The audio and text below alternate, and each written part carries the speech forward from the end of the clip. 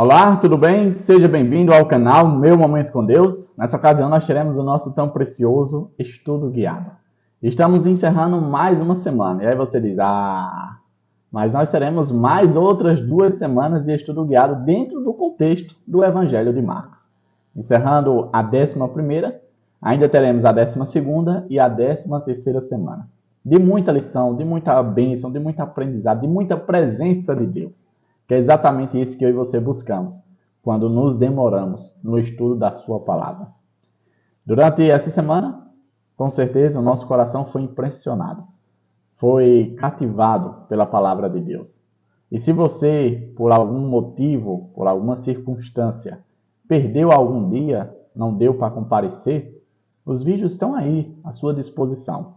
Hoje nós iremos fazer um breve resumo, um apanhado de informações, Mas se você quiser ter na íntegra o conteúdo completo, a informação, vamos dizer assim, substancial, você pode visitar os vídeos que estão à sua disposição e estarão enquanto Deus assim permitir, tá certo? Bom, nessa ocasião eu quero te fazer aqueles 2 pedidinhos muito simples, que estão à distância de um clique do seu mouse, ou do seu dedo, se você estiver assistindo do celular. E você pode fazer isso com muita simplicidade, que é se inscrever no canal, para não perder nenhum estudo guiado, para estar sempre aqui sendo incentivado por mim, até aquele teu momento com Deus. E claro, deixar também o teu gostei, para que esse assunto, esse material, alcance mais e mais pessoas. Afinal de contas, você há de confirmar comigo que buscar a presença de Deus é algo maravilhoso. E se todas as pessoas fizessem isso, seria perfeito. Tá certo? Nesse momento, eu quero te convidar a fechar teus olhos para nós buscarmos a presença do Senhor em oração. E logo em seguida, fazermos o nosso resumo daquilo que aprendemos, daquilo que chamou a atenção, daquilo que impressionou o nosso coração durante os dias da semana. E depois encerrar com chave de ouro, de forma perfeita, com o estudo adicional, que é exatamente o tema da sexta-feira, tá certo? Então vamos orar agora. Feche seus olhos. Senhor Deus, que estás nos céus, muito obrigado, Pai, por mais uma oportunidade que o Senhor concede a cada um de nós de estar aqui diante de Ti, buscando a Tua presença, a Tua face. E nessa ocasião, mais uma vez, o Teu Espírito Santo fale aos nossos corações. Que Ele não apenas nos ensine, mas também nos faça lembrar tudo aquilo que foi aprendido durante as semanas. Perdoa, Senhor, os nossos pecados. Faz com que essa prática se torne um hábito e que seja prazeroso aos nossos corações, à nossa vida. Estar na Tua presença. Porque, a bem na verdade, Pai, nós queremos passar toda a eternidade ao Teu lado. Perdoa os nossos pecados, fica conosco. É isso que nós te pedimos, em nome de Jesus Cristo. Amém. Pois muito bem, o tema de nossa semana foi levado e julgado. Foi o tema apresentado ali no dia de sábado, 7 de setembro. O verso para memorizar está lá em Marcos capítulo 14, verso 36, que diz assim: E dizia, Abba, que significa Pai, tudo te é possível, passa de mim este cálice. Porém não seja o que eu quero, e sim o que tu queres. Durante a semana nós nos aprofundamos um pouquinho sobre esse verso, e eu vou deixar a explicação, a nossa reflexão desse verso para o dia específico.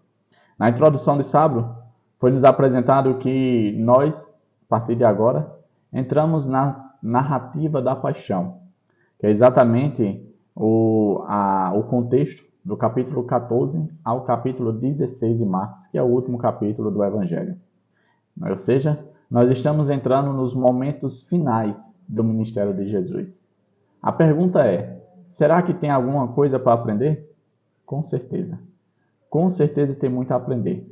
Veja que foi separado 3 capítulos que, se a gente fosse trazer à tona, seria informações de apenas 2 a 3 dias da semana, da última semana da vida de Jesus aqui na Terra. Ou seja, com certeza, eu e você precisamos estar aqui juntos para absorvermos, para estar disponível a todo ensinamento da palavra de Deus.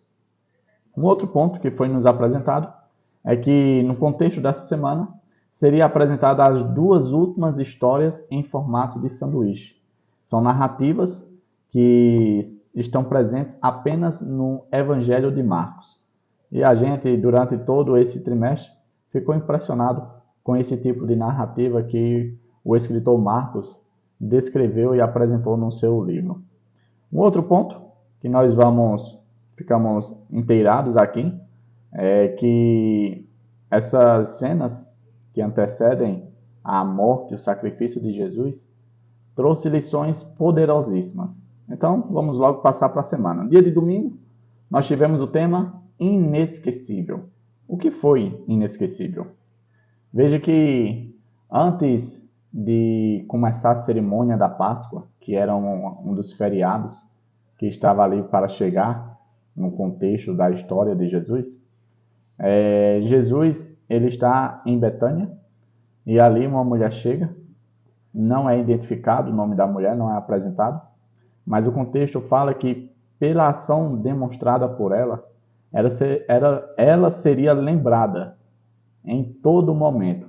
Inclusive, a história dela está mencionada nos 4 evangelhos apresentados ali no Novo Testamento, na Bíblia Sagrada. E aqui também é apresentado para nós a quinta e penúltima história, a narrativa em formato de sanduíche. Porque enquanto a mulher ungia Jesus com um perfume caríssimo, que inclusive foi alvo de muita crítica pelas pessoas que estavam ali com ela, né, inclusive dos discípulos, aquele perfume poderia ser vendido e o dinheiro arrecadado dado aos pobres. De igual modo, estava acontecendo em outro lugar, lá em Jerusalém, um complô, né, uma reunião diabólica para ver formas de prender Jesus e matar Jesus. 2 ações direcionadas para Jesus, mas ações opostas. Veja que a gente aprende e faz a seguinte reflexão. Nós podemos ter várias ações com Jesus e para Jesus. E podem ser ações boas, como foi daquela mulher, e ações ruins. Nós devemos refletir nesse aspecto, porque, sabe, às vezes a gente vive em uma realidade de automatização, de que a gente, de certo modo, perde o controle da nossa vida. E a depender da ação que a gente esteja realizando, pode ser uma ação mais inclinada para os líderes religiosos, ou seja, uma ação contra Jesus. Por isso você precisamos refletir. A ação daquela mulher ficou registrada na história e foi lembrada nos 4 evangelhos, em memória da ação de bondade, de amor, de gesto, digamos assim, de merecimento, de reconhecimento da pessoa de Jesus. E você precisamos ter também na nossa história ações que tragam à realidade aquilo que Jesus representa para mim e para você. No dia de segunda-feira, nós tivemos o tema A Última Ceia. Jesus dá um comando, dá uma ordem ali para 2 discípulos e diz: olha, vão até a cidade. Vocês vão encontrar um homem assim, assim. Vocês vão perguntar a ele onde é que está o espaço reservado para que o mestre tenha a ceia da Páscoa. E ali ele vai apresentar um espaço amplo que está todo preparado. Naquela ocasião, Jesus fala algumas palavras bastante interessantes. Naquela ocasião, Jesus firma uma nova aliança. Aliança essa que não seria quebrada, porque haveria apenas uma dependência. E a dependência era exatamente a parte que correspondia a Jesus. A primeira aliança apresentada ali na Páscoa envolveria a parte de Deus e a parte do seu povo. Infelizmente, com o passar do tempo, a história relata que o povo não honrou com a sua parte. E ali a aliança foi quebrada. Porém, essa nova aliança não seria possível, porque não envolveria a parte do povo, pois o Filho de Deus iria honrar o seu compromisso. A gente vê ali Jesus partindo o pão. Este é o pão que simboliza a nova aliança, que é a minha carne, que é dada a vocês, comam todos. Ali o suco de uva, sem fermento, é dado em sinal da nova aliança também, que representava o sangue de Jesus, que serviria para nos purificar do pecado, que serviria para nos tornar aptos a mais uma vez estar na presença de Deus. E aí surge o grande questionamento: onde está o Cordeiro? João Batista responde: eis o Cordeiro de Deus que tira o pecado do mundo. Jesus era o Cordeiro ali na Santa Ceia, na Ceia do Senhor. Isso é maravilhoso. Um outro ponto que a gente pode tirar aqui é que Jesus, mais uma vez, fala de assuntos, podemos dizer, delicados. Assuntos não almejados para se ter em uma roda de conversa. Jesus fala que ele seria morto, que os discípulos iriam o abandonar, que iriam trair. Jesus fala tudo isso. E ali surge a palavra de Pedro, dizendo o seguinte: olha, todos podem te abandonar, mas eu não farei isso. Se preciso for, Senhor, eu vou para a prisão, eu vou para a morte com o Senhor. Isso não vai acontecer. E ali Jesus fala para ele, olhando diretamente para ele, dizendo: meu filho, ainda hoje, ainda nessa noite, tu vai me negar 3 vezes. Tu vai me trair 3 vezes. Com certeza, aquele anúncio não foi nada gostoso de se ouvir, não foi prazeroso de se escutar. O interessante é que Jesus não para por aí. Mesmo anunciando que todos o abandonariam, que todos iriam fugir da sua presença, deixando sozinho, Jesus disse o seguinte: mas não se preocupe, eu vou ressuscitar e eu irei até vocês lá na Galileia. Isso demonstra o tamanho da misericórdia de Deus, porque Deus não nos dá aquilo que nós damos para Ele. Ele dá aquilo que Ele é, e Ele é amor, Ele é misericórdia, Ele é justiça. Por isso Ele nos convida a andar nos seus passos, porque muitas vezes o nosso comportamento se demonstra um comportamento reativo. Ou seja, se eu receber isso, eu devolvo isso. Se eu receber aquilo, eu devolvo aquilo. Quando na verdade nós deveríamos devolver aquilo que nós recebemos de Jesus. E quando nós paramos para refletir dessa forma, com certeza o que nós devemos entregar para as outras pessoas são apenas coisas boas. Pois o nosso Pai, que está nos céus, Ele só nos dá coisas boas. Partindo para o tema de terça-feira, nós nos deparamos com o tema Getsemane. E eu achei muito interessante o que foi apresentado nesse dia. Porque Getsemane normalmente nos é apresentado como um monte, um lugar. E aí o estudo guiado, a lição, nos falou que era um jardim ali separado no Monte das Oliveiras. Um jardim onde havia um lagar. E ali era espremida as azeitonas para se extrair o azeite. E eu fiquei refletindo, por que Jesus escolheu esse lugar para, podemos dizer assim, se preparar para os últimos momentos que antecedem a sua entrega, a sua renúncia, a sua, podemos dizer assim, a sua devolução do corpo em prol do sacrifício para alcançar e para redimir o ser humano. Por que ele escolheu aquele lugar? Existe significado por trás disso. Aquele lugar não foi escolhido pelo acaso, não foi mera coincidência, não.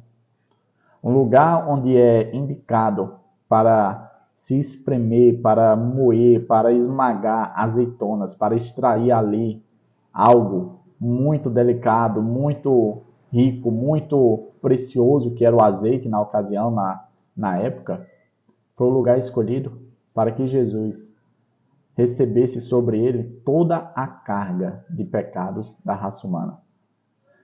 Da mesma forma que a azeitona era moído, Jesus estava sendo moído pelas minhas iniquidades, pelas suas iniquidades.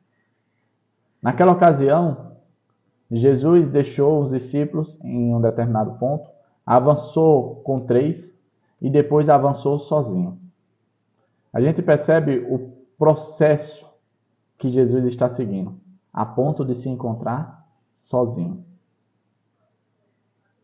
E a gente vê que até mesmo sozinho, ele cumpriu a sua parte, foi até o fim. Muitas vezes nós colocamos na dependência de outras pessoas o nosso encontro com Jesus. É porque meu marido ainda não quis ir para a igreja, é porque minha esposa não decidiu, é porque meus filhos não querem. Querido, Jesus foi sozinho se entregar por mim e por você. Por conta do pecado que repousava sobre ele, ele experimentou a pior sensação que um filho de Deus pode experimentar. Sabe qual é? A aparência da ausência de Deus. A aparência da ausência de Deus é a pior sensação que um filho de Deus pode experimentar. Por isso, não é à toa que no contexto de terça-feira, a gente reflete no verso para memorizar. Abba, Pai, se possível, afasta de mim esse cálice, mas que não seja feita a minha vontade, mas sim a tua. Aquela situação era crítica, a ponto dele dizer o seguinte: o espírito está pronto, mas a carne é fraca. Como é que se encontravam os seus discípulos? Dormindo. Jesus se deparou com essa cena deles dormindo por 3 vezes. A ponto de Jesus perguntar: meus amigos, vocês não podem passar nem sequer 1 hora vigiando comigo, orando comigo, me ajudando, me dando apoio? A Bíblia diz de forma bem clara que eles não tinham o que responder. Porque eles não estavam no controle, eles não estavam conseguindo manter os olhos abertos. O sono era grande. A gente muitas vezes experimenta isso quando busca a presença de Deus. Logo aparece um sono grande demais. Eu já vivi esse tipo de realidade. No dia de quarta-feira foi apresentado o tema Deixando Tudo para Fugir de Jesus. Olha que coisa. Ali aparece a pessoa de Judas. Pois é. Judas combina ali com os soldados dos líderes religiosos e combina um código dizendo o seguinte: olha, quem eu saudar e beijar, é ele a quem vocês devem prender. Ali Judas se aproxima, sauda o mestre e dá um beijo no rosto do mestre. E isso foi registrado na palavra de Deus como uma das piores formas de traição. Como assim, Davi? A traição em forma de aparência de amizade. Você já passou por isso? Se ver traído por pessoas que você julgava ser suas amigas? É algo doloroso. É algo que nos faz questionar a natureza humana. É algo que nos faz refletir a moralidade das pessoas. Do tipo, o quão longe uma pessoa pode chegar. Judas traiu Jesus com um beijo no rosto, com aparência de amigo. O que aconteceu com os outros? Fugiram, assim como Jesus tinha dito. Mesmo Pedro dizendo que não faria isso, na hora da provação, na hora da dificuldade, o que ele fez foi aquilo exatamente que ele disse que não faria. E isso acontece comigo e com você. Nós costumamos fazer muitas promessas a Deus. Senhor, eu vou fazer isso, eu vou ser assim, eu vou mudar isso, tal e tal e tal. Mas quando chega a hora, às vezes a gente volta à mesma realidade de antes. E às vezes fica se perguntando: por que eu faço isso? Por que eu não consigo mudar? Por que eu continuo? Sabe por quê? Porque enquanto eu e você estivermos confiando nas nossas próprias forças, enquanto eu e você tentarmos um reavivamento e uma reforma humana, nós vamos bater na mesma quina, na mesma trave. Enquanto nós não depositarmos todo o nosso coração, nos entregarmos por completo e sem reservas ao nosso Deus, nós ainda vamos experimentar esse mesmo tipo de realidade que agora os discípulos estavam vivendo. Abandonar aquele a quem eles tinham convivido por mais de 3 anos. Aqueles a quem eles tinham dito que era o Filho de Deus. Pois é, eles abandonaram o Filho de Deus. Quem abandona o Filho de Deus? Eu e você. Um outro ponto interessante que é apresentado aqui é a imagem, é a figura de um jovem, que enquanto Jesus era conduzido, esse jovem seguia. Interessante que essa história está presente apenas no Evangelho de Marcos. A Bíblia diz que ele se cobria com um fino pano de linho.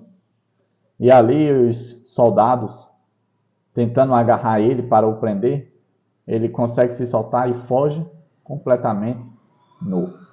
Achei interessante que uma pessoa, eu não me recordo o nome, me perdoe por isso, eu sou muito difícil de gravar nomes, mas eu faço a menção a você, você vai saber que eu estou falando de você, do seu comentário. Ela disse: olha, ele não fugiu de Jesus, ele fugiu dos homens que tentaram prender ele.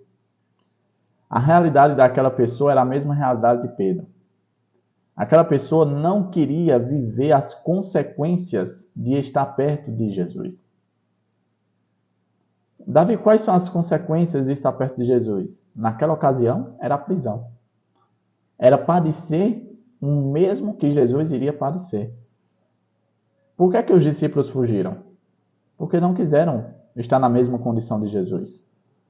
Aquele homem preferiu fugir nu do que estar sendo conduzido junto com Jesus. Será que eu e você também não temos feito ou tomado a mesma atitude que ele? O que implica andar com Jesus, se parecer com Jesus? Em algumas ocasiões, sabe o que implica? Distanciamento de pessoas, perca de emprego, separação de entes familiares. Sabe o que minha mãe ouviu quando ela quis andar com Jesus? Eu só irei pisar na sua casa quando você estiver dentro de um caixão. Foi isso que minha mãe ouviu quando ela quis estar na presença de Jesus. Estar com Jesus implica em fazer renúncia, algo que eu e você temos grande dificuldade de fazer. Deixar o nosso orgulho, andar na contramão do mundo, ser diferente, fazer aquilo que as pessoas não querem fazer, como andar a segunda milha, perdoar, querer o bem das pessoas, mesmo quando elas desejam o teu mal. É isso que significa andar com Jesus, estar perto de Jesus. Percebe que é muito fácil eu e você fugirmos de Jesus?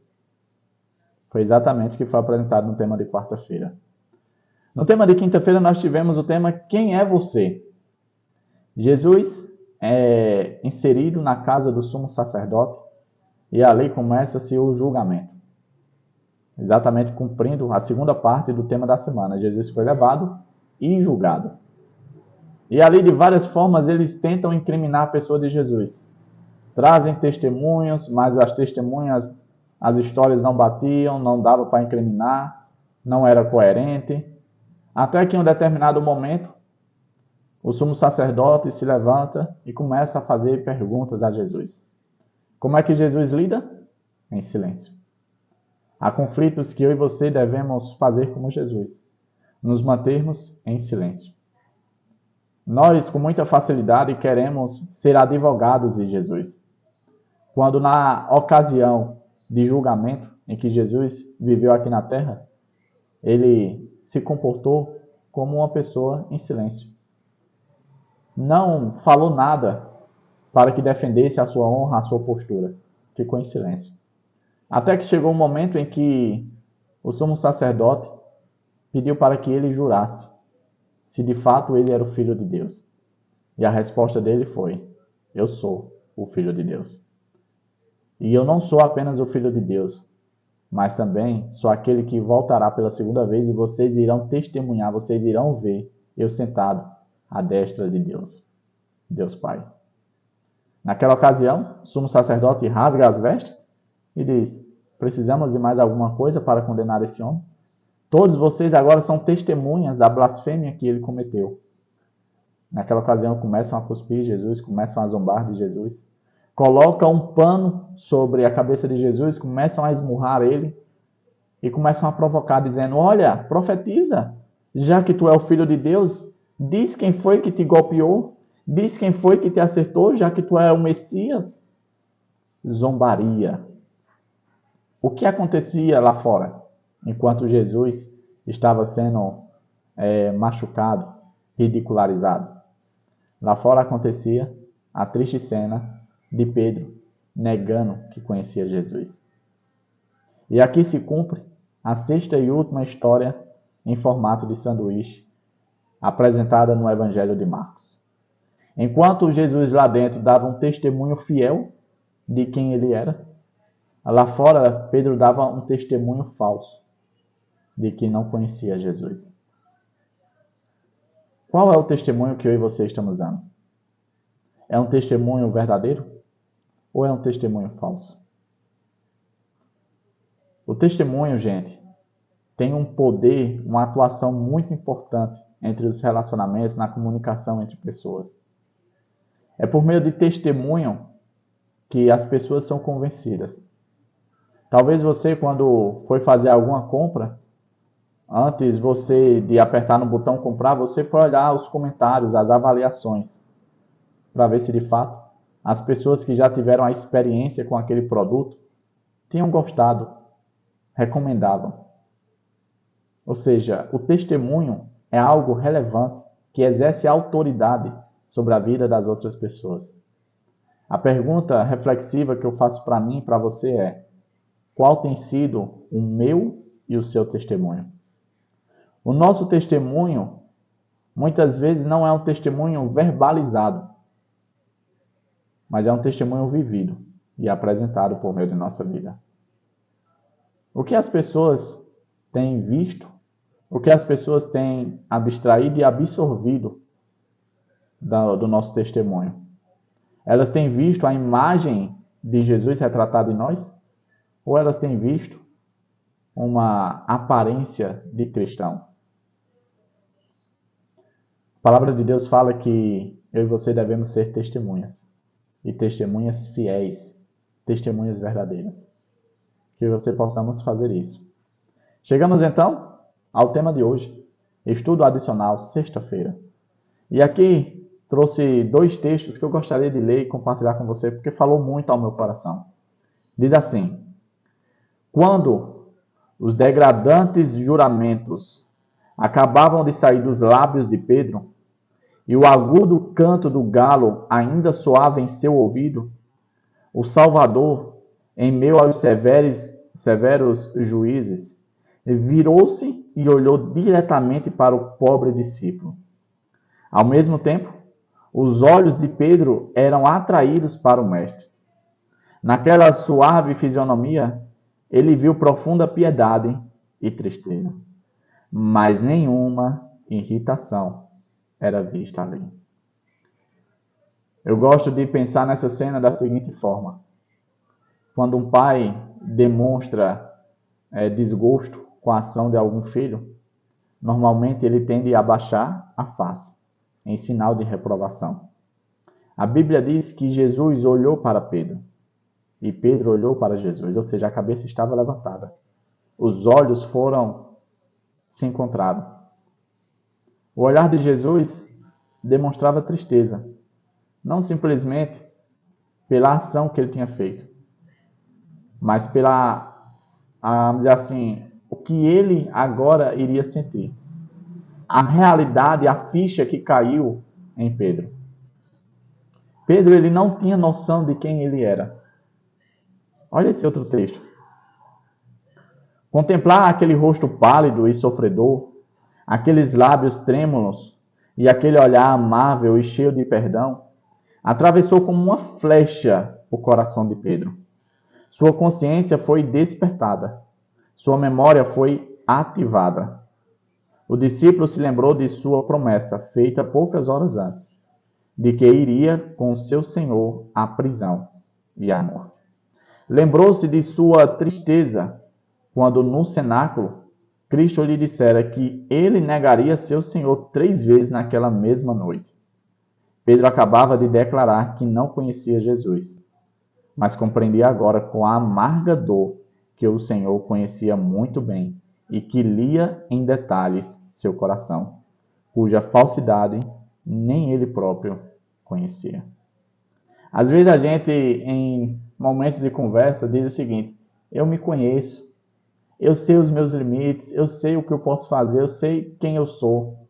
Será que sabe mesmo? Eu chego à conclusão com a história de Pedro que, na verdade, a gente não se conhece. A gente não sabe o que é capaz, a gente não sabe quais são os nossos limites, a gente não sabe de nada. Mas Deus, que sonda os nossos corações, o Senhor, que sabe a quantidade de fios de cabelo que há na nossa cabeça, o Senhor que é onisciente, Ele nos conhece. E é por isso que eu e você precisamos todos os dias buscar a sua presença. E é por isso que eu e você precisamos ter o estudo guiado todos os dias. Porque quanto mais a gente se aproxima de Deus, mais a gente confia nele. Como confiar alguém se você não se relaciona com esse alguém? É impossível confiar em alguém que você vê de forma esporádica, uma vez e nunca mais.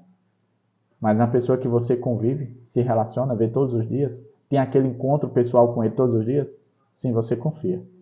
E quando ele te falar assim, meu filho, minha filha, vai por aqui, faz assim, segue os meus passos.